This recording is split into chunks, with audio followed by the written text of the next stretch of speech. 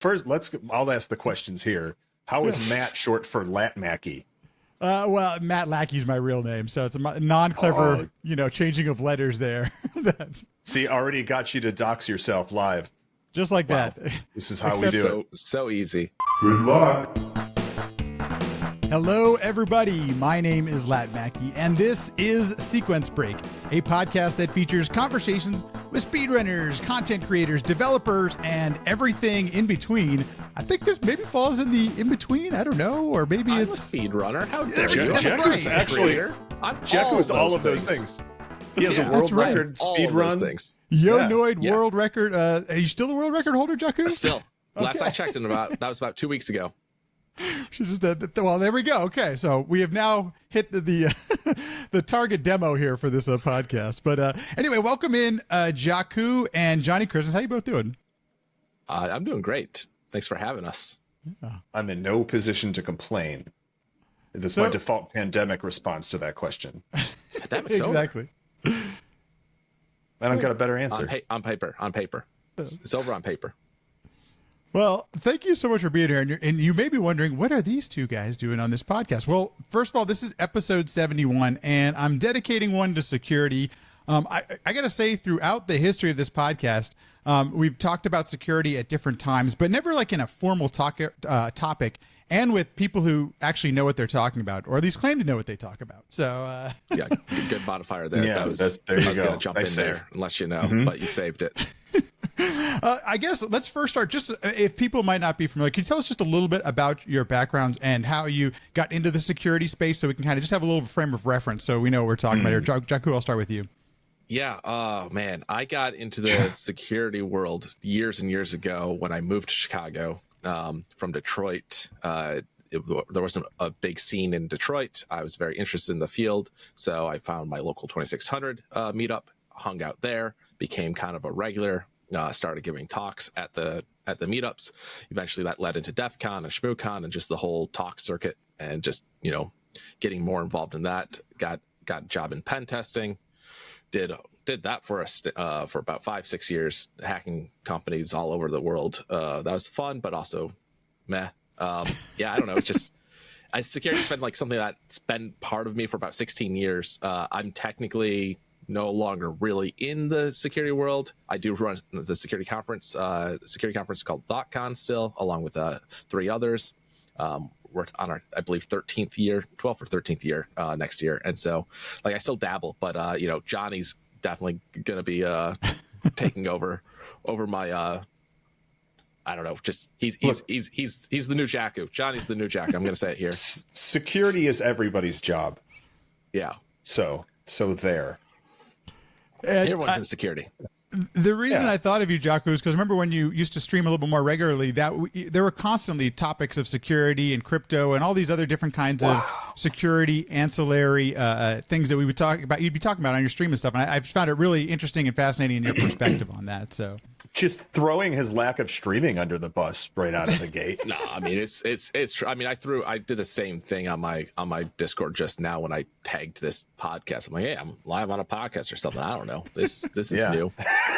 Streaming's a full-time job. I mean, you can do it on your part-time, but like there's only so many hobbies and things that you can do that are, time and money sinks before you have to give something up. I would also say I just started streaming again, and I fixed broken consoles. And so, like, you want to talk about money sinks, I brought things that are already broken. So you say that's not a profitable industry for you? That doesn't. He has so what he's done so far is he's fixed I believe a PlayStation 2, and then he's traded it to someone for 2 broken PS2s. So that's correct. If my math works out, I think after like 33 trades, he's going to have more PS2s than there are humans on the earth. Yeah, broken ones. Yeah, more broken ones. Yeah. Okay. I'm not even sure where to go with that. Has broken PS2s always been an interest of yours? I don't even know. Oh yeah, since I was at least 6 or 7 when I started breaking PS2s, it's always been definitely you were something. 6 when the PlayStation 2 came out? I thought you were older than me. Well, I made the first broken one. It didn't work. Oh, and it took Sony a long time before they made a working one. So I'm also wondering, fun facts. Is this going to be like a long-term thing where at some point there's going to be a demand for broken PS2s and you'll be there to provide that, that service or that piece of equipment? If the eBay bidding wars are any indicator, there is a gargantuan demand for broken PS2s already. Can confirm. You might be right, actually, on that one. So the eBay prices on certain retro gear is out of control at this point. Well, they often sell for more than functional ones. That's not at all a joke. The bidding wars will often exceed the cost of a used functional PS2 or other console. And it's like, there's got to be something like the version of it that's making it cost more. Like they're like, I need a very early serial number PS2 for some odd reason. I know if that was the case, if that was the case, you think it would like far exceed like the cost of a used one. But like it's always like just like $5 more, and I think it's just somebody got itchy with the bidding finger. Could be. I have no idea. Johnny, tell us a little bit about your background and how you got into security, and you have a background that moves. I mean, that's it speaks for the itself. Quantum realm. Yeah, he's in the quantum realm. Yeah, that's why I gotta talk real loud so you can hear me. I got into security kind of the same way Jaku did. I'm just older, so it starts with older tech. Like I got into it from like BBSs, and I'm not going to get into what BBSs are, but kids can Google it. And I met up with my local DEF CON group from a BBS, which was fun because it was like 98, 99. And I told my mom I'm going to go to the Six Flags over here with some old guys I met on the internet, but it wasn't the internet yet. And so like, if you think it's hard to like tell your mom you're going to meet strangers on the internet now, imagine like when you couldn't just use the internet as a word. You had to like go through like, well, I used the computer to call people's others computers, and I met these old guys. And so we met up with them, and there was like 6 of them, and they were like 25 and I was like 18. And so, that's like the widest possible age gap ever. And one of them had a laptop that could play video. All right. Wow. All right. And he had a video of some guy. It only weighed 12 pounds. It's 12 pounds, and he had to plug it in. And so like we're in Six Flags with his laptop brick and a power adapter and like a Rogue power jack. And he showed me a video of someone giving a presentation at this thing called DEF CON, which was like a big meetup of hackers. Although I think at the time it was like 500 people, and now it's like 40,000. And they were like showing how to hack. It was the back orifice. You guys can Google back orifice. Put your safe search on when you Google back orifice. I was going to warn them of that. Yeah, and it kind of like got into hacking and being a punk from there. And eventually, once like the Target, you guys remember the Target breach when they lost everyone's credit card numbers in like 2014, 2013, and the Home Depot stuff, like that really made it so you could go get a job hacking and understanding hacking. And I did that, and I was defending an e-commerce corporation for a while, back when that was a word that got used, back when everyone didn't just do e-commerce. Right. And then while I was there, I learned how to do pen testing because we did it internally. And then I went to be a penetration tester for like 5 years, and done a bunch of other crap since. And I've been speaking all over the world, just like Jaku has. Hey, can we announce? Oh, we can't announce the thing yet. Yeah, we can't. Can we? We don't know. We don't. No, I've already talked to. It's tentative. It's tentative, but we don't know. We will be speaking somewhere related. We may be speaking somewhere in the Netherlands that the people watching this would be super into. Yeah. We may be. We don't know. Possible. Who knows? I got to be honest. It's a little bit surprising to me that the security industry or the amount of jobs that were available didn't start increasing dramatically until something as massive as the Target breach happened. I was not aware of that as somebody who's never worked in security. And that's kind of it blows my mind a little bit, but then at the same time, not surprised at all. Yeah, I looked it up. It was around 2013, similar to the Home Depot. And that was definitely a good time. Like everybody's hiring now for jobs. The Home Depot thing, I got like not a connection to it in any illegal way, but there's just like I became like, yeah, I don't know. I know somebody that was like one of the guys that was involved in it. He ended up, taking his life. And just knowing where he ended up before that was an interesting, like connection that I have with that place. It's very strange, but yeah, Home Depot breach was a big one for a lot of companies to wake up. I'm the polar opposite. I had a connection on the defensive end for people who worked at Target at the time. Oh, because they were a partner of ours, and so I saw things happening from that viewpoint, which was crazy. But yeah, it was because like it made the news, it was huge, and their stocks plummeted, and that was like the last time anyone actually boycotted a company because there was a breach. Like that has never happened again. Yeah. And so like the security industry is shrinking now because companies are realizing there's no real downsides to losing all of your information because they're not punished for it. So I was working at a security company. I was working at the security company that Target ended up suing over that Target breach. Not and my that fault. casino sued you guys too. Not my client. Let it be known that all the clients I had, none of them sued us afterwards or before. Is that a security company's claim to fame? We've never been sued by our it. That would actually probably be, well, actually, I think it's a rite of passage. Okay, there you go. And then depends on what ends up. Do they win? Do they settle? Usually that stuff goes to settlements no matter what. Sure. But like if The insurance company pays for it. Yeah, you're right. Insurance. Right. Yep. Security insurance. Okay, so here's kind of what I was thinking, and rarely it seems like a month goes by where I don't see somebody in our speedrunning community talk about, hey, don't click on this link or this email or this Discord message from me because my account may have been compromised, something like this. So a month. yeah, pretty probably. good. What's that? That's pretty good. Okay. I'm looking at every 3 days. All right. So I guess let's put out some information, or at least what are some like very basic things we can do to hopefully, a lot of our presence is on Twitch, it's on YouTube, it's on speedrun.com, it's on Discord. These are the places, a lot of places where and Twitter. These are, those basically some big places we hang out, we gather. Is there any basic things we can do to at least start to work on, or at least be conscious of our security, or at least perhaps try to get it, be a little bit safer, or try to protect our identities somewhat on the internet? Is that even possible?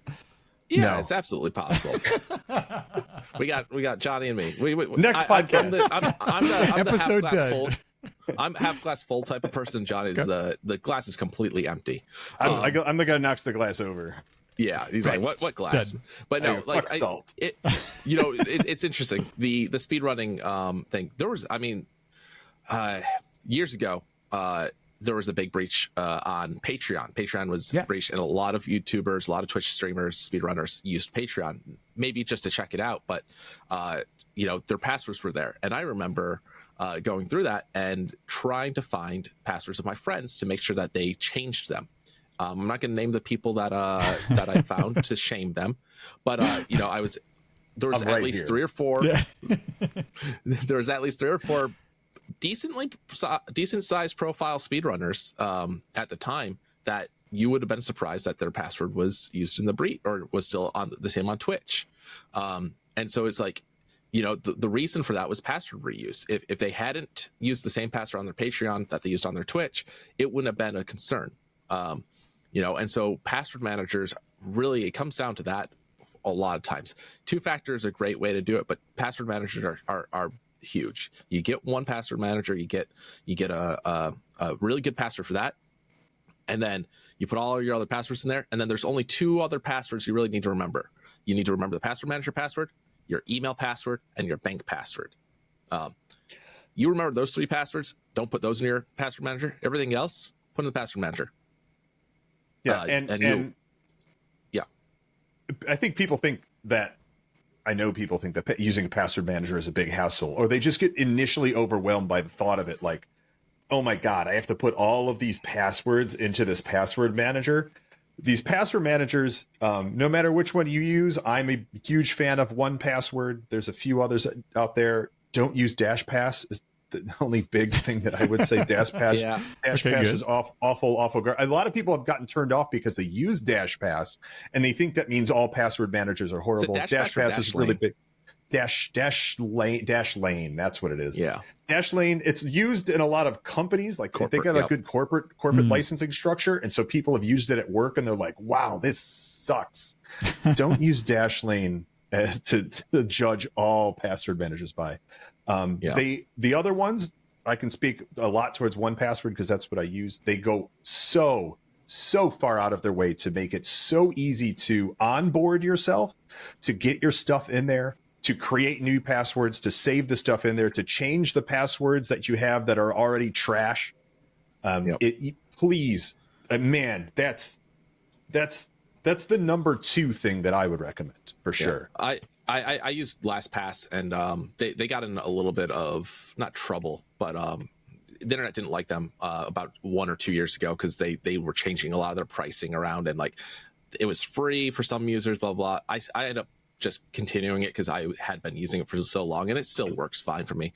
But a lot of people converted to Bitwarden, which is an open source password manager. It's got cloud syncing, but I think that part's paid, or you can bring your own cloud sort of thing. There's KeyPass as well for open source type people. There's a lot of options out there, and most of them are good. They're not, you don't have to sit down and go to every single website that you can remember and log in and set a password and set a new password on. You install it, and each time you log into that website, if you got a spare moment, you update it then. You don't have to worry about doing it all the time. And then eventually it's going to get done. Yeah, that's a great one. That's how I did it. Whenever I went to the next website, I was like, oh, it's a new one. Take the 2 minutes, update your password. I also just want to mention that please. LastPass, 1Password, the big ones, their mobile apps are amazing. Yeah. And I think that's a huge deal for people for, why they didn't want to use a password manager, because the mobile experience sucks or doesn't exist. And we're on our phones more than our laptops now. Both of those I can at least say have excellent, very organic mobile experiences. So if you haven't given it a try in a while and you got burned a few years ago, take another crack at it. Things have gotten so much better. I'm glad you both have mentioned both of those aspects to it, because that was actually my first experience. I use LastPass now just because it was the first one I ever tried. But my first experience was a bit overwhelming because I tried, I got to change all my passwords. And it shut me out of it for, I would say I didn't go back for about a month or so when I saw somebody's like, just when you visit a site, just update your password then. I'm like, oh, that makes a lot of sense. Way easier. Yeah. A lot of people see security as a burden, as this thing that just says you can't do it, no to you. And in organizations with their security teams, many of them, yes, that is what they do, and they're terrible at it. But security is supposed good security is both going to protect you and be what's the word? It's to lower your risk. Convenient. It's going to be convenient, and it's going to protect you. Yeah. It should work with you to secure you. Yes. It shouldn't disrupt your workflows. It shouldn't cause you to hate everything and just give up. It should complement it. And great point. Johnny, you mentioned that the password manager is your number 2. Unless you got something more to say about password managers, you mind telling us what your number is? Number 1. Oh, got it. Okay, well, yeah. Unplug, damn it. Yeah. I wasn't going to actually go unplug my thing because it's a whole. Can't hack the computer if it's turned off. It's a That's fact. A lie, though. Number 1 tip. Yeah, go outside. Turn the computer up. Go outside. Can't get hacked if you're not in the Matrix. Number 1, and this, some people think this is controversial until you really sit down and think about it. Multi-factor authentication, two-factor authentication, the little one-time codes that you get sent on your phone or through whatever device that you have. I think that's number 1. And that's number 1 because that code is only valid for 60 to 90 seconds. And even if you have the exact same password on everything you ever log into, and that password gets leaked, without the device that generates that code, that password is worthless. Yep. Now, if it is not worthless on sites that you don't have that multi-factor set up, right? And they'll definitely still be able to get in. But with that multi-factor, everything that you're just beat over the head with about passwords becomes irrelevant. It has to be 400 characters, and you have to have 6 special characters, but 6 to 8 special characters, but no more than 8. And you have to change it every 3 days. Like, don't even worry about it. If you set up that two-factor, that multi-factor, and for all the people who are like, oh my God, it's like another hassle, I got to poke another thing. Check this out. Shut up. It's like another 3 seconds out of your stupid day. Like, I think you're gonna be all right. Like, a text it, you're checking your texts anyway. You're already here. You're logging in with one hand and you already got your phone out. Where is the inconvenience? That's so Shut up. There's a few things with that. Like, I definitely agree. Like, that number one is definitely probably better because your password gets stolen. Who cares? They can't get that 6-digit code. They can try to brute force it. Not going to work. Obviously, the caveat Judge already mentioned, not everything has this multi-factor authentication. That could be a hassle. So, that kind of sucks. So you do want to have that password. Mm-hmm. One nice thing though, like, a lot of people shit on SMS two-factor, and it's not as secure as the actual two-factor. Can we say shit? You can say shit. I want to go back. Can I go back? Okay. Yeah, please. No. Obviously, like, it's better than nothing. If you have the option to have SMS or not, then have it. Obviously, the other nice thing is, like, if you do have SMS two-factor on, when you're on your phone and you're logging into websites and stuff, your phone automatically picks that up and you just tap it. It's like you wait a half second. Sometimes that number pops up before that text even comes in. It's like, what's going on here? What's going on in cell phone? But like, that's convenient. That's nice. But obviously, if you're on your computer, not as easy. I think on Mac you can actually send it over. I don't know. Macs are crazy. If you're using Safari. But overall, like, two-factor, even if it's SMS, it's better than nothing. So I would definitely agree. If you can enable that should be your first step. And it is a little bit of hassle. The biggest thing about that though is here's where it comes to hassle. So obviously with SMS, if you're traveling overseas and you don't have international plan, this has happened to a friend of mine in Canada. His plan didn't allow for SMS, and at the time Twitch was only two-factor SMS, and we were streaming on his channel for a big event, and we couldn't get his SMS. So I had to call up somebody I knew at Twitch that would trust me that I'm not lying to reset his two-factor. 99% of people will not have that available to them. So that sucks. 2, if you need to, like, if you wipe your phone, if you accidentally wipe your phone and you did back up your keys or used Authy, restoring that two-factor is going to be tough, because I guarantee you, if you wiped your phone and you didn't back that up, you didn't back up the two-factor codes that they give you as well. So you want to be, like, safe about that. What some people recommend is when you get that QR code to scan into your phone, some people recommend that you take that, put it in a MS Paint sort of thing, write it down, print it out, and store it in your safe or something, so that you can restore those keys later. Don't store them on your computer. Most password managers will let you store those. You can do that way as well. But if you want a hard copy, in case you're stuck, that's the way. But again, security is very much around compromise of, it should work for you. But if you don't know all the details of how it's going to work against you, that's the hard part. And so knowing, like, you need to back this stuff up, you need to save this stuff. Otherwise, you're going to be in a world of hurt when you're trying to log into your account and you lost your phone or something happened and you're like, well, I know it's me. Two-factor don't care. Yeah. The recommendation I have for international use is don't use your actual cell phone number. Use a Signal number, a Google Voice number, a Twilio number, something you can access. So long as you have internet access, then you can get that. I know internet access can still be tricky depending on where you're traveling internationally. Right. But that's another fallback.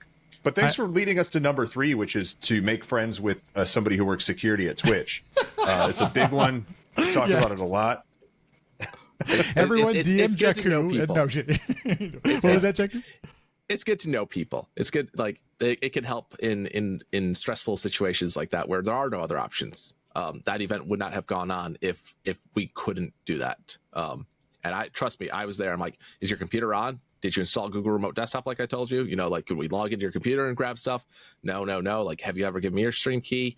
Maybe. How do we do the title? Like, there's so many things we ran through. But It's Oh shit! Put your times. stream keys in your password manager. You can put so much in the password manager. We need another name. It's not a password manager. It's put just my secure DNA storage sequence in there.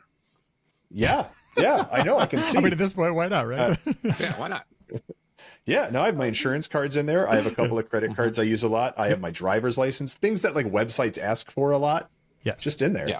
Oh, we lost Jaku. So obviously people are gonna, You were no signal for a while, but you're good to go. That's the thing. It. So obviously people are going to be like, I'm putting all my sensitive stuff in one location. But if you go back to that very first thing I told you, like you have a very good password for that password manager and you have two-factor on it. Like if someone gets into that, you gave it to them basically. Right. Like, I don't want to say you're asking for it in that case, but like at the end of the day, like how do they get it? Like you got to be, you probably gave them the password. And like, that's the same as just giving them that information anyways. Yeah. Let's talk about making a good password. A lot of people think that that's like just asking too much. Like, oh my God, I need 32 characters and it's got to have all these special characters and stuff. Like, how the hell am I supposed to remember this good password you're telling me to memorize for my password manager? And then another one for my bank account. Are you nuts? I'm going to have to write that down and stuff it on a piece of paper in my wallet that I'm going to lose. What I tell people is make it a sentence. Make it a sentence, and I'll put quotation marks around it. Because there's, if it's a sentence, it's going to have apostrophes, it's going to have spaces. Those count as special characters. You can easily remember a sentence or a phrase. Yeah. Hey, I really love pancakes. That's amazing password. You capitalize a couple letters not if anymore. You want. But yeah, right. It's not a good password for me now, but right. your favorite quotes from a book, like a lot of people go that way, and you can do that as long as again, like you're making sure that you do your own like quotes and stuff where maybe they don't belong. You don't want to necessarily take things from book because eventually, word lists out there will just go through books. I'm like, let's try popular books for passwords. But sentences are great. One other thing you can do if you're not too sure about that, you can take the first few letters of each word and you choose the letters. So don't do one and probably don't do two, but at least three. If you take the first three letters of each word, if it has three or more letters and you make that your password, that's just as good. And before you know it, you're going to type it. It's not going to be something you have to think about. You're not going to have to be like, I love pancakes, ILOVPAN. Like you're not going to have to think about it. It's just going to happen. And then you're saying like, take I love pancakes, and then your password would be like, I love pan. Yeah, I love pan. Obviously, yeah, exactly.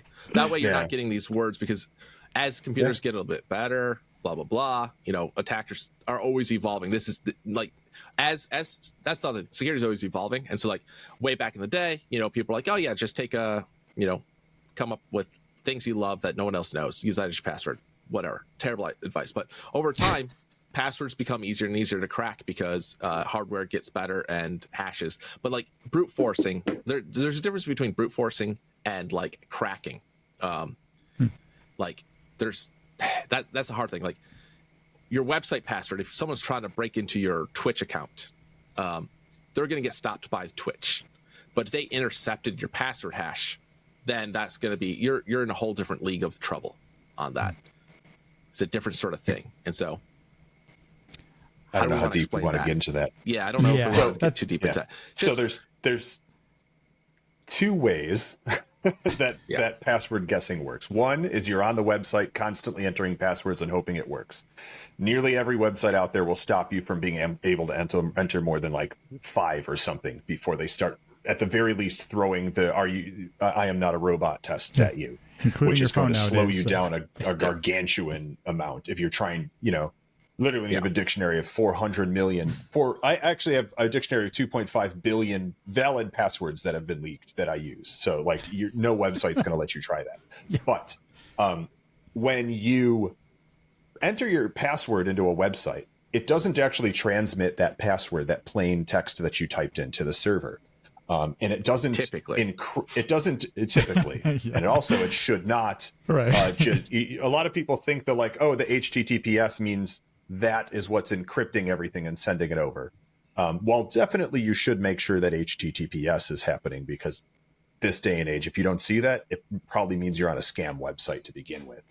I would even say, even if you do see that, you're probably on a scam website these days. It's so easy to get a nation. Right. That's what I'm saying. Like, if you don't see that, like, put your computer in the microwave. you're out. Sounds safe. That's not really relevant anymore. What happens is your computer takes what you typed in, and locally it applies a bunch of math to it to get a big long string of characters, and that big long string is what's sent out. That string is mathematically irreversible. You cannot do anything to that string to decode it back to what it was. It's mathematically impossible. Well, we do not have, the entire Earth does not have the computing power to do that. Mars does. Combined. Yeah. Mars, that's why we keep going there.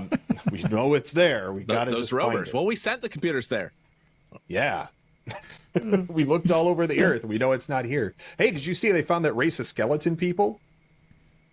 I thought you said racist skeleton people, not racist. No, there was a race of skeleton people. They were digging around near a cemetery, and they found a whole, like, a bunch of dead skeleton people. They used to live there. They were all skeletons. Better than alive, I guess. But back to the password hash. Yeah, back to the password hash. So this irreversible string is sent out, and then the other server has, in a best case scenario, only that string. They don't have your password either.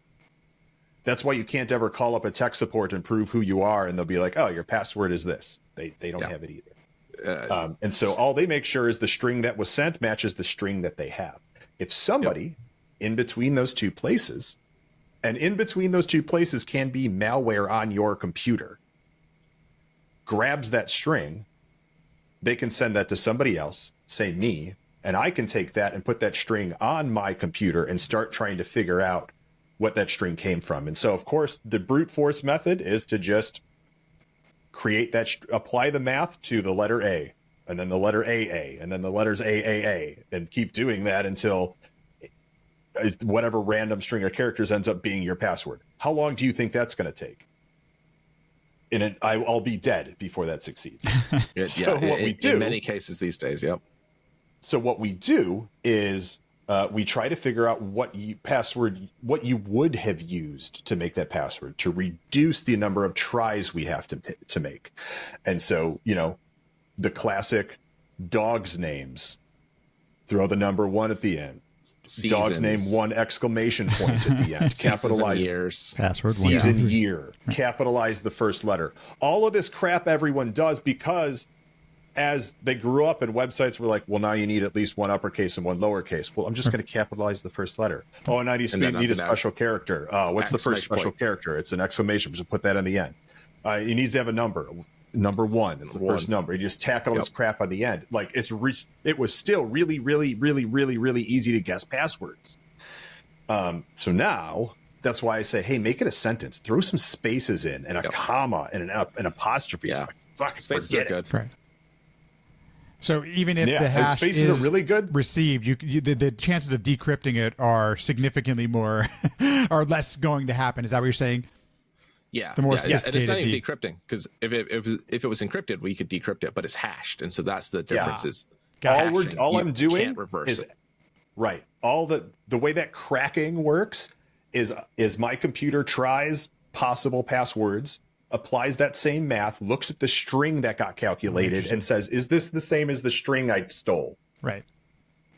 And it tries to match those two. That's how that works. Now, I guess then the next question, in that scenario you're describing, this is actually really good because I know very little about this. Is this the type of thing where, hey, I hear about a breach, change my password, or is this when that it doesn't? It seems as a user that's really a tough thing to try to fight. If it's something, first of all, I might not even be aware about where the attack is happening. Is it in the middle? Is it on my machine? Is it on the server side? How do we? Yeah. What can we do there? Yeah, they often don't tell you. Right. Yeah. So when a breach happens and they're like, hey, change your password. Typically, and you want to hope for the best, those passwords were hashed. They're going to, change some of that algorithm that they're using to hash those passwords, so the future passwords aren't using that same protocol or whatever hashing algorithm. And you're going to change it. Why do you change it if it doesn't matter? Because it's going to take till the heat death of the universe for someone to figure out your password. You never know. the next year the RTX 4000 series could come out and they could be 20 times faster at cracking that password hash algorithm. And so now it's not the heat death of the universe. Now it's down to a month. And you don't want to have that risk. Additionally, depending on the, sometimes some systems, and this is horrible, but sometimes that hash that you get can just be sent instead of actually sending the password. This is more with local. You said that backwards. Sometimes that password is just sent instead of the hash. No, sometimes you can just send the hash to, depending on where you're at in the systems. You can just pass the hash is a very common. It's more typical for Windows. Yeah. Talking about pass the hash. Yeah. So he's saying sometimes the hash itself is all you need to log into certain things, depending on how you're logging in. Ah, interesting. Okay. You never know. Yeah. But then also, and then the third thing is, chances are that company might have been storing your passwords in plain text, or there was logging on the server. And so that's usually where a lot of breaching happens, is that server is getting that password in plain text before it's doing the hashing. Got it. And it's like, it's accidentally being logged, and the attacker downloaded the logs, and now they have your password because it was in the logs because they forgot to disable password logging.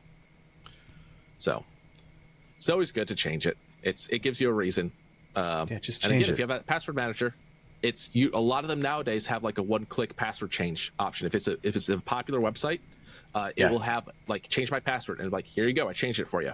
You don't have to do anything. It runs through a little script. A lot of them now also will tell you if there's been a breach or a compromise, and you didn't even know about it, or you didn't get an email, and you'll just say, "Oh shit." I can't remember what mine's on, but LastPass either 90 days or 180 days. It'll automatically, you can set up a reminder as well. Like it's something that you can add in some convenience to it. It doesn't have to be something that gets in your way.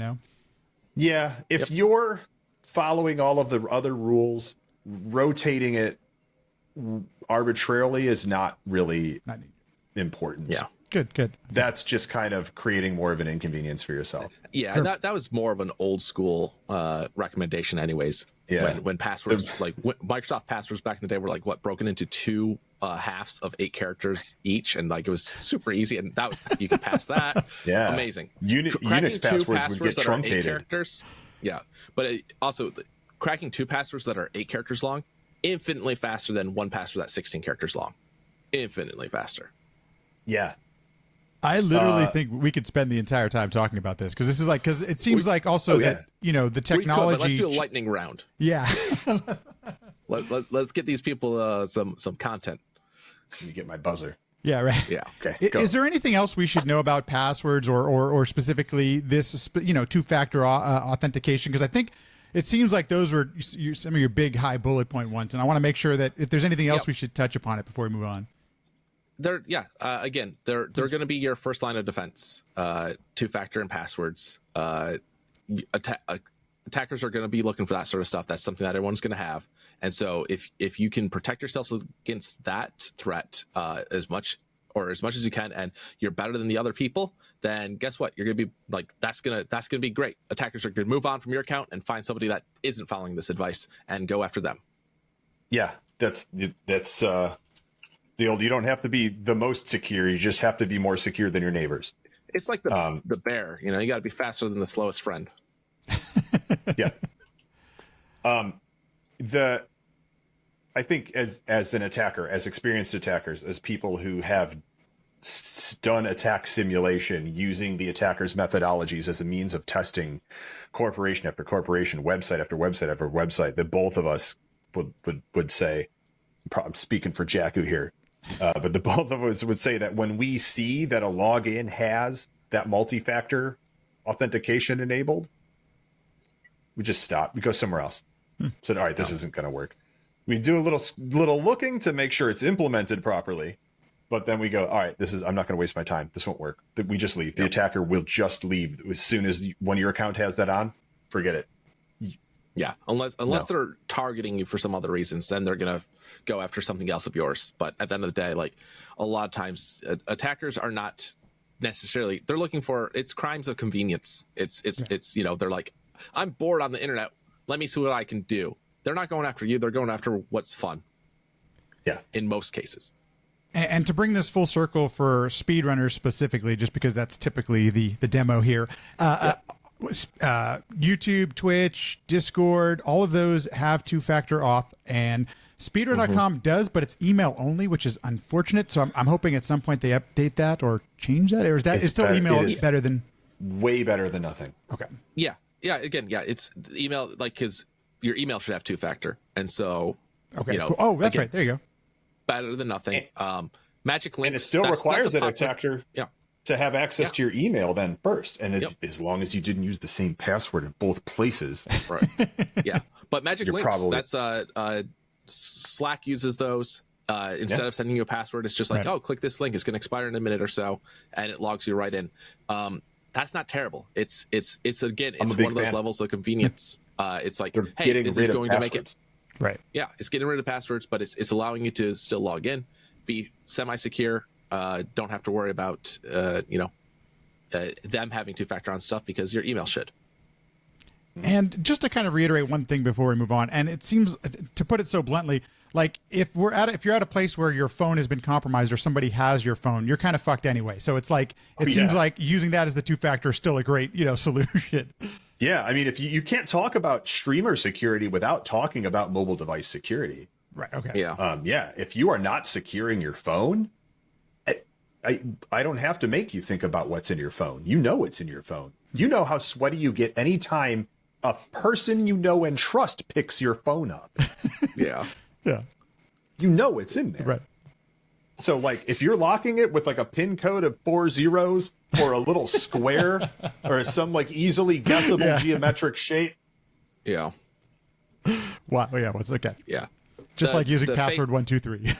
Yeah. Face ID, Touch ID, all those things. Again, convenience. Everyone should know how to disable that quickly. Like on the iPhone, if you if you press the lock button like 3 times real quick, it will deactivate Face ID. So, obviously if you're getting mugged or something, you might not remember and you're kind of like, oh no, I'm really scared right now. You try to remember it, obviously not the end of the world, but it's convenient to know how to do that sort of thing so that you don't have any of those issues if your phone completely does have a shitty pin. Or they then force you to look at your phone or something. Also, just squeezing it really hard does it on the iPhone because you squeeze all the side buttons. So just squeezing it disables Face ID. Oh, I didn't know that. That's cool. I had no idea. So it brings up like the emergency slider. Oh, nice. Yeah. That inherently disables Face ID. Well, holy shit. Does. That really just worked. Look at that live demo, folks. Makes sense. Yeah. Also, get an iPhone. If you don't have an iPhone, get an iPhone. A lot of people in the security world do have iPhones. There's obviously some malware going around on iPhones. What is it? Pegasus. But that's high profile individuals. Yeah. Whereas Android, again, it's just the nature of the beast. It's in the Play Store. Something that's more open, like Android. There's the convenience of openness, but there's also the possibility for you to mess up and install something malicious. I'm not saying that Android itself is more vulnerable. It's just you have more possibilities to install something that you shouldn't have. Yeah, it lets you screw around more, which could be super fun. Yep. As people who love to screw around, we're not against that whatsoever. It's just this is the most important thing in your life. Even the people who go, well, I don't secure my phone because I got nothing to hide. I don't got anything to hide. This is where your codes get sent. Yeah.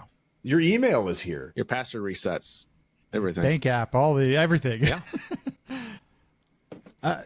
Great points. And that, to be honest with you, I was Android since it first came around, and that's the reason I switched, was the security aspect of it. And I really still do love Android, or I really enjoyed the platform, but that's one of those things. So let's do this. We're not going to hit everything that we have on this, because I think we could just go forever on this stuff. But I do want to get to a couple of things that perhaps might impact or influence. Maybe they're myth. I don't know, and that's why I'm going to ask, because I may be asking the wrong question. So let's talk about ad blockers really quick. I think especially those of us who have a little bit of sophistication, ads are just effing annoying, especially we want to, especially during a raid or something, we want to see the stream right away.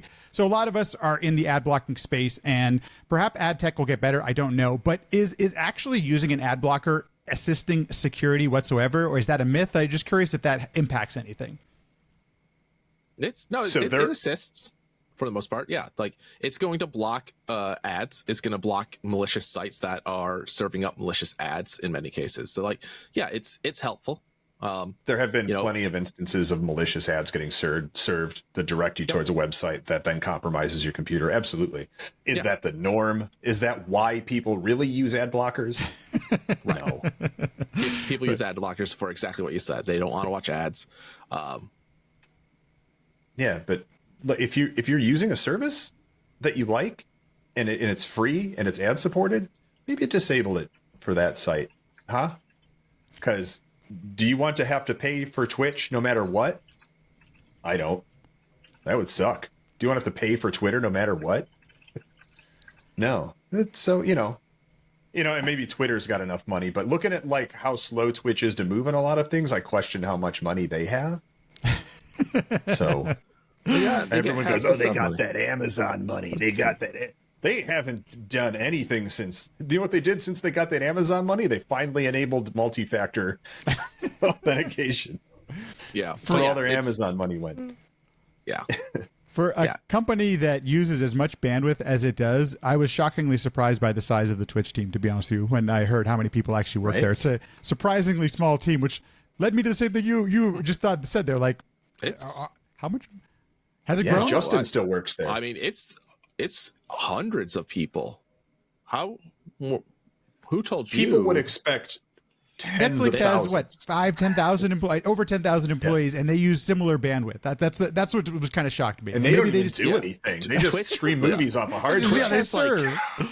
Twitch has like an entire building that's like 6 or 7 floors or more, and they're like, yeah, we're filled. We need to find another building again. And like this is people working from home, pandemic. What's going on in there? They're all mining bitcoins. No, it's all the sub money. So what we do, because I've been to I've been there a lot. We take all the sub money, and there's a big pool, and people are Scrooge McDucking in it. Yeah, you're saying this sarcastically. Like this has never been talked about in behind the scenes of the Twitch HQ. The Scrooge McDuck. When you pool. make partner, you get a coupon for 1 dive. And why is the stream being disconnected? I don't understand what's going on right now. Okay. No. Okay, good. Good to know about someone trips over that cable. Yeah. I do have one. As a person who has made their living at times off of content creation, not my own content, but working with others, I do have to agree with Johnny that if there's something you like, you do have to consider how to keep it around. And the only way we can do that is supporting it. And yes, subbing, great way to do it, or donating, Patreon, all these other places to support your content creators. But also, sometimes ads is kind of the only way we can do it. So just a thing to consider. Yeah, I had ad block on Twitch for a while, and then like they did the crackdown, and then it just became too annoying. I'm like, you know what? I'm gonna support it because like I'm getting content from it. So like I can drone out ads easily anyways. So not a big deal at the end of the day. And support what you love, because if you don't, it won't be there in the future. I did the Nitro thing. I bought the bullet and just, got rid of ads that way. Sure. That's fine too. Like whatever you can do to support. Like you have the money to buy Nitro. Right. Cool. That's great. Some people don't. Watch an ad once in a while. Watch a 30-second ad. Exactly. Okay. Like I use the crap out of YouTube, and I absolutely will not pay for YouTube. And so I just suck it up and watch 3 seconds of ads now and skip them. Totally fair. I'm just going to post this in our Discord. This is for us to know because it's funny. And I don't know how. What? But yeah, I want to know how you got that. I don't know. It's Scrooge McDuck in it. Knows people. Right. Okay. VPN. I when I first got a VPN service. Pass. Okay. Pass. We'll just Johnny skip it all take together. this. VPNs are good for you to have. Oh my god. VPNs are good for you to have on your phone, on your computer, if you want to have an extra layer of security. It is not something to use while you're streaming or playing games. No matter what they say, it's going to improve latency. Adding a hop to something is not going to improve your speed anywhere. If you have to take an extra turn down the road, it's an extra turn. So we'll go with that. VPNs, good to have for when you need them. When you need them, you're so mad at you.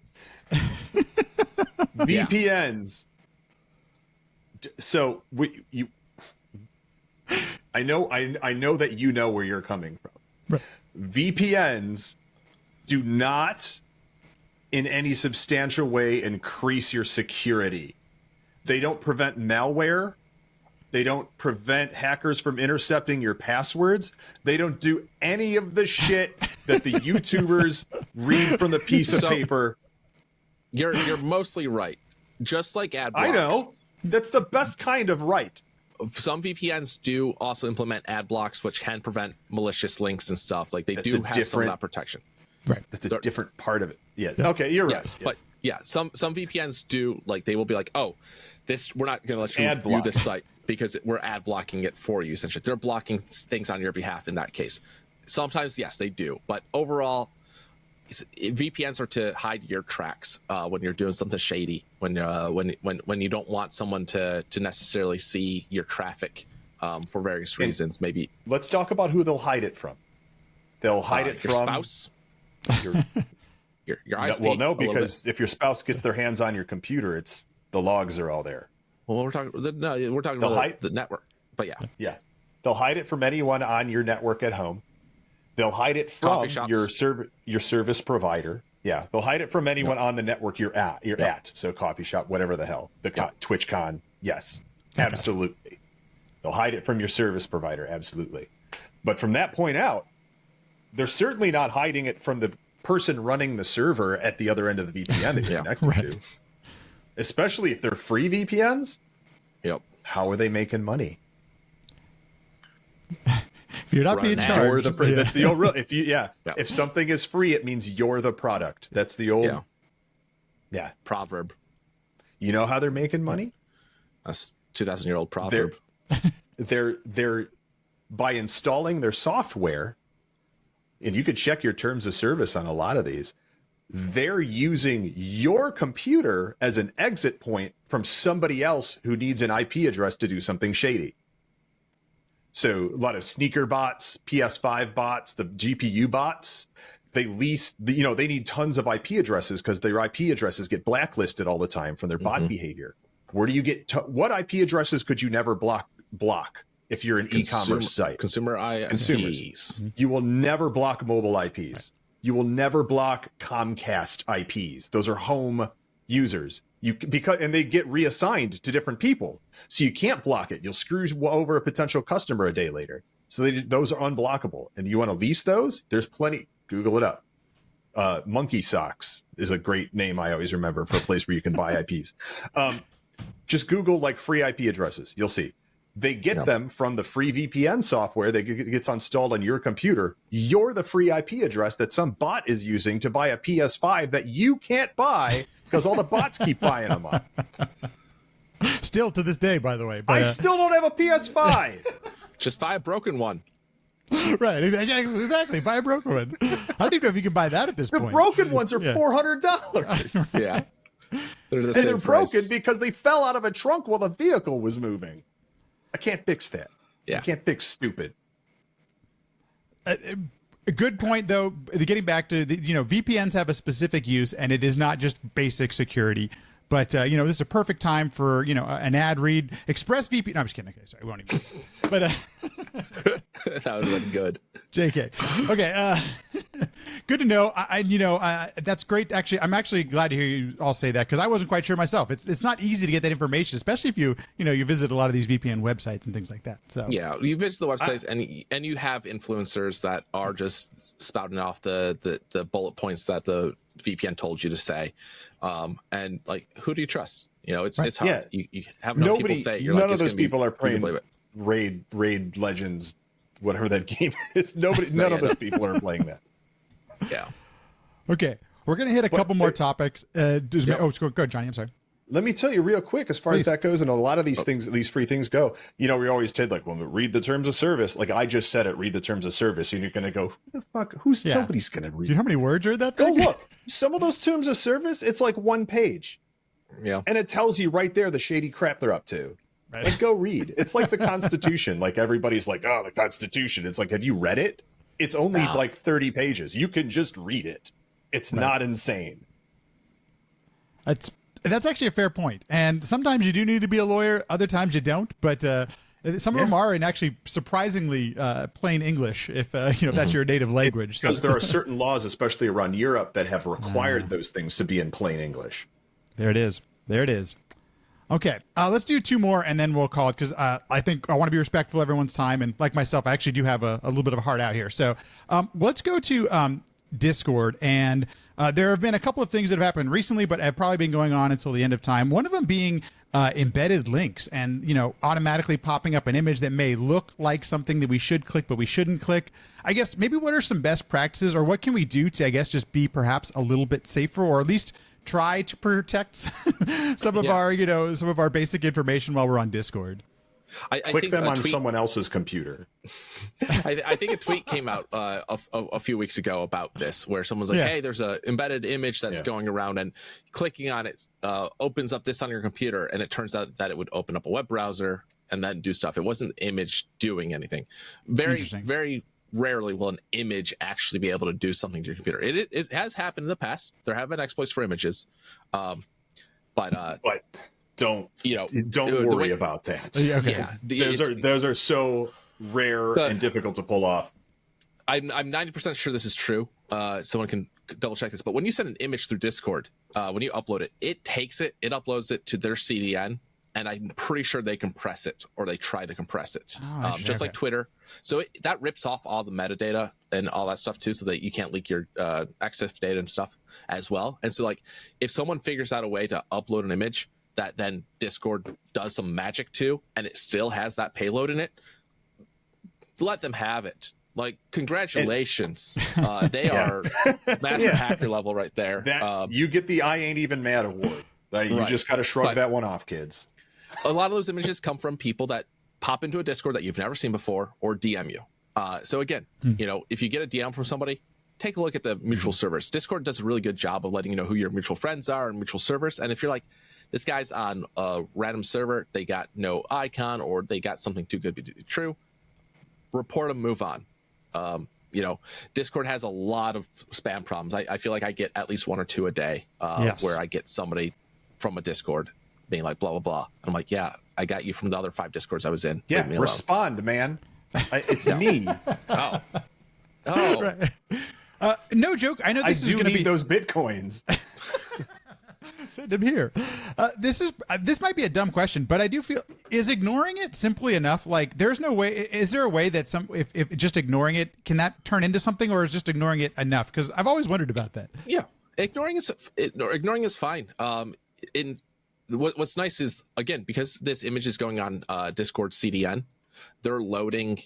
The image is being loaded from their CDN, so there's nothing being sent back to the attacker that this IP or this image is being viewed by you. Discord knows, but that's it. It's not getting back to the attacker in any way. And I can't think of any time that some sort of self-propagating worm or bot or something has been like embedded in the client of Discord. It's not outside the realm of possibilities, but again, like, if it happens, it's probably going to be something that takes down Discord, because it would just propagate so fast and you just wouldn't be able to log into Discord. So that'd be fine. I just did a test, and Jaku is correct. All of Discord effectively strips everything, recompresses, and posts. Nice. Okay. So that's nice. Most services that allow you to post photographs and things like that too, strip all of that data off. Some of them, be aware, will not strip geolocation data off. Like Twitter is one of those where you can leave that turned on. Oh, yes, that's an option. You're right. Services that don't strip it, you can. That's your option to turn on or off. But be aware. Yes. Yeah, but like Jaku was saying, I mean, this is a good, like, we can talk about just because it hasn't happened in the past doesn't mean it can't happen in the future. This is 0 days, 0 days. You hear about this all the time. Well, I don't know. How often does the average person hear the word 0 day? Nowadays more often, but maybe not enough. I don't know. Yeah. And so something might happen. You might get somebody figured out an exploit within the current Discord clients, or when it only works in the web client or something like that. And they send you an image and it's automatically able to execute code. First off, of course, don't click on it. If you don't know who it came from, don't click on it. And to really go back to answering the question, is ignoring it enough? Right. In the vast 99.59's majority of cases, yes. Just ignoring it will make sure that nothing bad happens to you, other than you had to see whatever the heck they sent you, which might be something you didn't want to look at. We've all heard stories. Yes. And I think another kind of interesting thing to point out about this is we've mostly been focusing on security. There's also this element of privacy. And if anybody who's been around the speedrunning community knows that you can screenshot a conversation you have with anybody. So if you have private information or things that you don't want out there, it's anybody with anything can easily screenshot it, right? There's no way of like protecting against that, except not putting it out there in the first place. Well, I mean, even then, like Discord's in the web browser. You can right click, inspect, go into a DM with somebody, have them type whatever the hell you want, take a screenshot, and be like, they deleted it, but here's this proof. Like, oh wow, okay. I mean, that's a hard one because, like, you know, who knows what's going on in situations where people are doing that. But don't be a dick to people, and don't let people be a dick to you. Don't hang out with dicks. Don't let people be a dick to you. That's our security advice. Yeah, like that one's a hard one. Oh, okay. But yeah, don't be sad. You know, our Discord DM's private.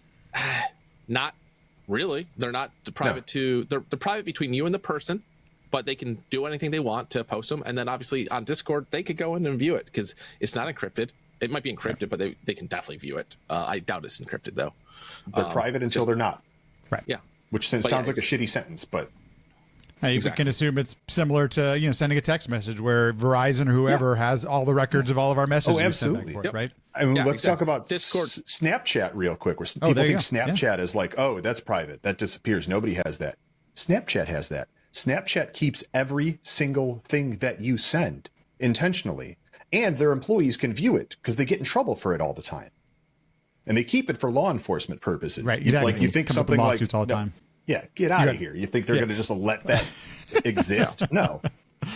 And even if you delete your account, they keep it all. So nothing's private unless it's you in a closet talking to somebody directly in front of you.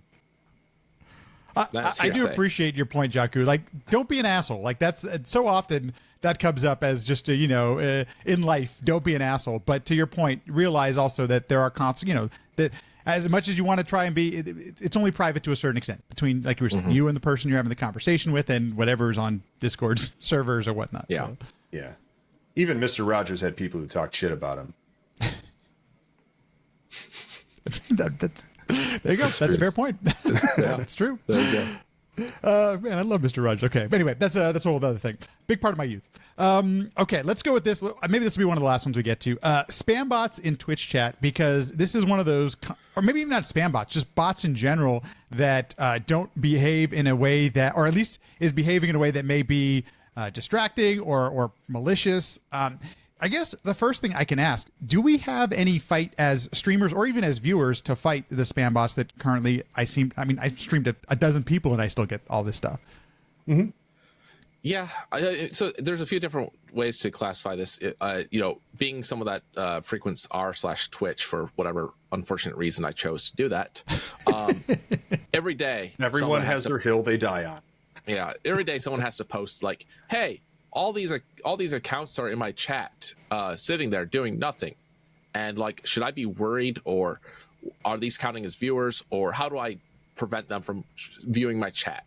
And it's like, number one, ignore them. Those aren't doing anything. They ain't doing nothing. They're probably gathering some stats here and there, but like at the end of the day, you're on Twitch, you're on this platform that's open like that. That's going to happen. Some of them will calculate how many bits you've got, how many chatters, stuff like that. Like, you can't stop them even if you wanted to. What a lot of people don't know is you don't need to have a bot to actually be in your chat. There's a way to, like, there's invisible accounts. Like, my bots are all invisible because I don't want to have my stuff in your channel. I don't want to have someone be like, where's your bot on my channel? It's because you logged into my service to add it. Like, I have so many times where people are like, why is this here? Because you signed in to do it. So I don't even want to worry about that. Yeah, you put me there. Yeah, I don't. The bots that aren't doing anything that you don't see, they could be doing just as bad things as the ones you do see. So it doesn't really matter there. But the malicious ones are the ones that come into the chat. There's the ones that are advertising more viewers. There's the ones that are spamming racist shit. There's hate raids and stuff like that. As a viewer, FFC, Better Twitch TV allows you to block more, I think, obviously you can block users yourself on Twitch, but I think it's a little weird. FFC and all that lets you do it yourself. Super easy. One click. I think they also have, I think that they also have a minimum user age that you can set, so you don't even see stuff from those accounts. You know, that's something that Twitch will never do because it eats into their bottom line. Like if someone finds out about Twitch today, they don't want them to go to a Twitch chat, not be able to chat or buy a sub because they're excited that they found out their favorite person's now streaming. Oftentimes that's why they made the account. Yeah. Yeah, exactly. So you don't want to support my friends and now I got to wait a day when they're not streaming. Right. Yeah. So there's reasons on that, but you know, it's your best thing to do to those report the accounts. I know a lot of people are like, I report things and nothing ever happens. Twitch gets millions of reports probably a day. It's getting better from what I've seen. They're moving along. It's a big ship. It's a big ship to steer. And I don't like to speak positively on Twitch a lot of times. And I'm not trying to be like, give them some slack. Like, you know, hit them up, yell at them all the time, do that. But like, understand that like, there's a lot going on. There's like me and Johnny we cracked down on a crazy bot password stealing account thing 2 years before the news broke on it. You know, I went to Twitch with it and like they made some changes and like didn't fix everything, but like shit's happening and Twitch is acting on it. One of the big things with that crackdown that Twitch ended up having to wait on was they needed to gather enough data to take it to the law enforcement for it to be enough. And people are like, you should just ban them now. And it's like, and then what? Not be able to prosecute them? A lot of people don't understand it's a big moving clock, big machine, lots of cogs, have to do a lot of things. There's a lot of reasons to not do the idea that you have on top of your mind right away that you might not have thought about. Like Twitch is a business. The like needs any of other. the needs of the many outweigh the needs of the one. But what's best for you is not what's necessarily best for all people using Twitch. Yeah. In the long run. Twitch Automod does an okay job on some things. Obviously, banning certain words. You can ban certain words. Don't ever ban your personal information like phone numbers. It's a cat and mouse game. I can't. I don't even want to get into it. That's his VPNs. If you argue with me saying that putting your phone number in your block list is a good idea, just don't even waste my time or responding to me about it because it's he'll put spiders in your house. I have spiders now. I'm raising spiders. Yeah. So something I saw. Do they have names? Do they have you? Moving on. I have one right now, and his name is Spooter. Okay. Well, cheers to Spooter, whatever. Spooter. Spooter. Okay. Spooder. DER. Okay. One of the things I saw early on was I was a fan of This Week in Tech, and his chat room, Leo's chat room, was heavily moderated. And it's interesting how much a good moderation team, whether that's one person or whoever you trust, can actually assist in this kind of stuff as well. Absolutely. And that's moderators are the first line of defense, obviously, and not everyone can have a good moderator team. You know, a lot of people are streaming to 0 people, and someone could come in and use a bot. But Automod is great for that. But human moderators will be the best defense. And still, they can't stop everything instantly. Yeah, things will still get through, and like human moderators are always reactive. Yep. And so that's the one downside, but they're always the best at being like, that's bad. But use the tools that Twitch has. I know it's not the best advice because you're like, I want more, but like emote only mode, sub only mode, get things under control. It doesn't have to be the solution. Such a good point. It just has to be the band-aid for that moment. And you can reassess and you can figure out what you can do to improve later on. And you can be like, oh, hey, all these bots are spamming this one word. Well, I don't care about that word. I'll ban that word. Problem solved. Disable those other things. And again, the big thing about this trolls. I think a lot of these people that are doing these bots, it's trolls. What I was leading into. Don't feed the trolls. I know the it's trolls. hard. Don't engage.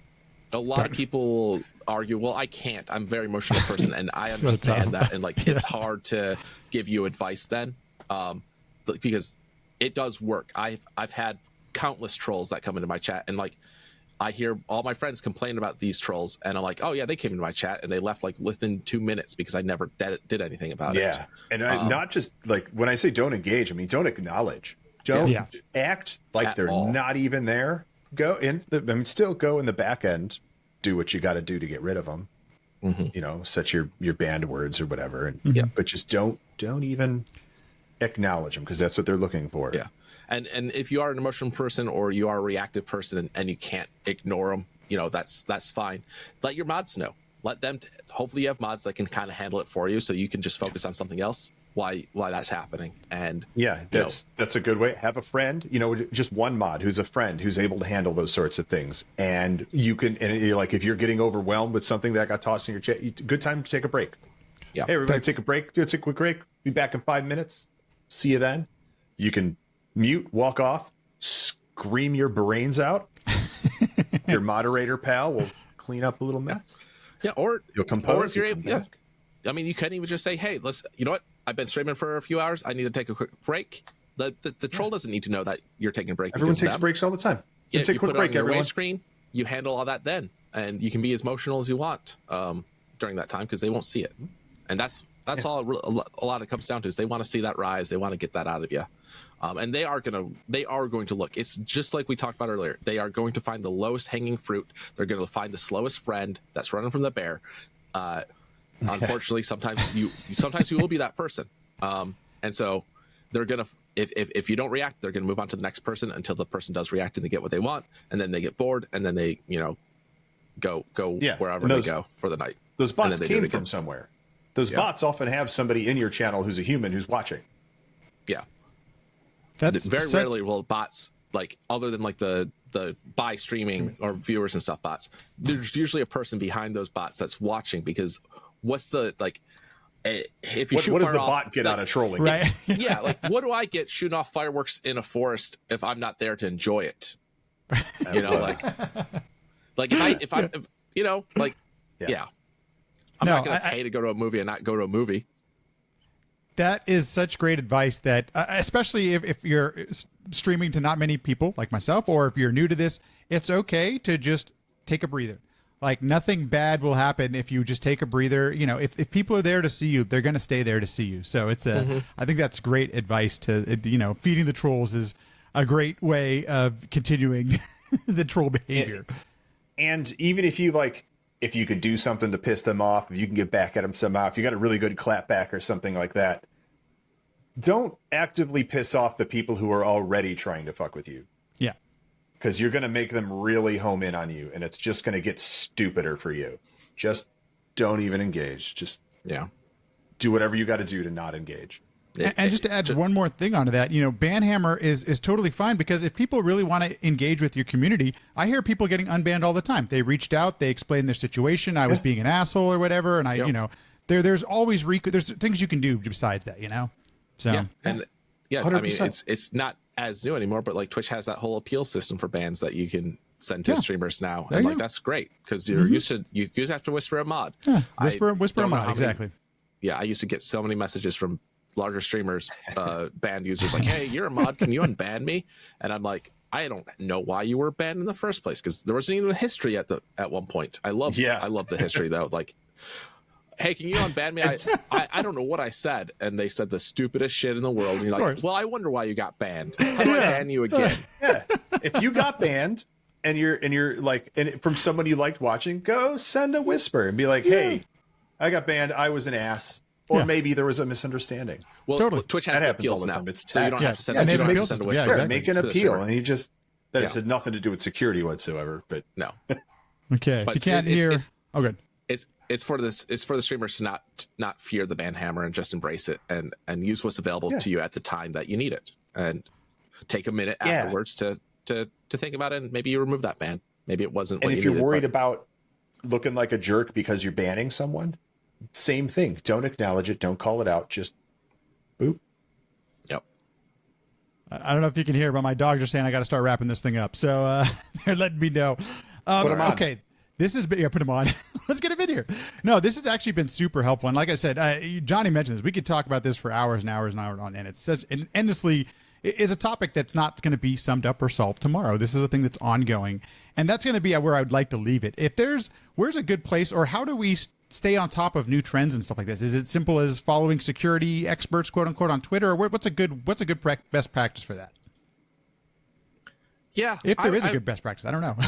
I mean, just like anything, there's lots of different ways to get this sort of information. There's subreddits that are focused on security.